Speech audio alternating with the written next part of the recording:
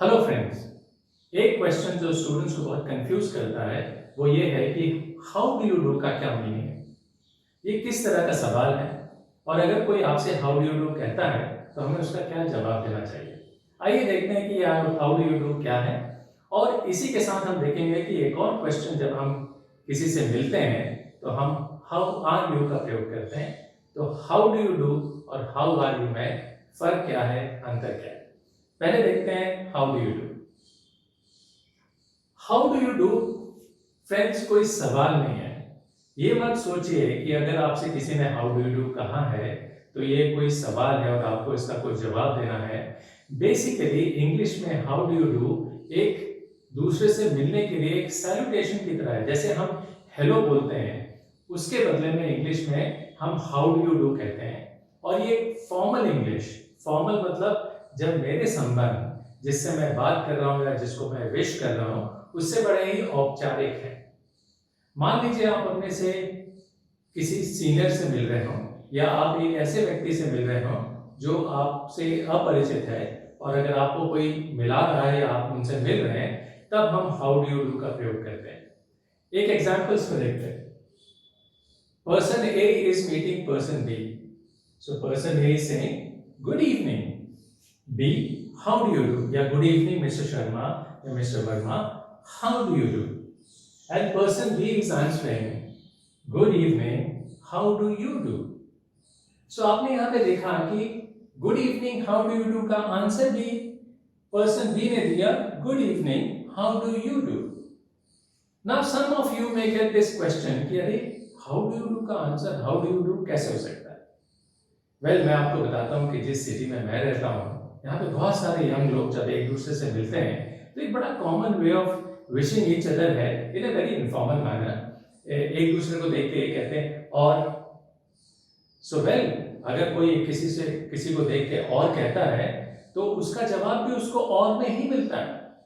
तो अगर और का जवाब और हो सकता है तो just understand that how do you do का जवाब भी इंग्लिश में कई बार हाउ डू यू डू ही होता है।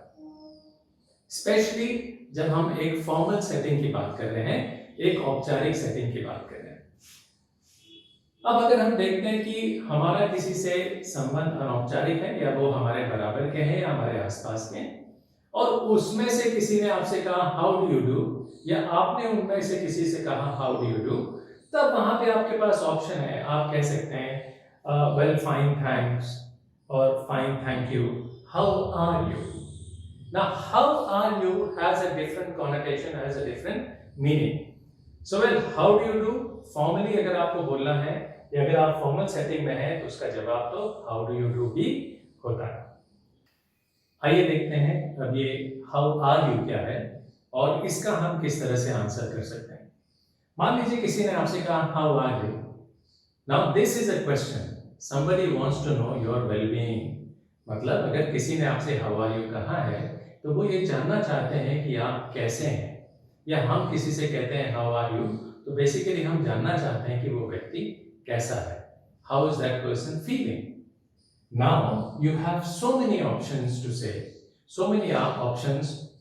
Now you have so many options to give as an answer.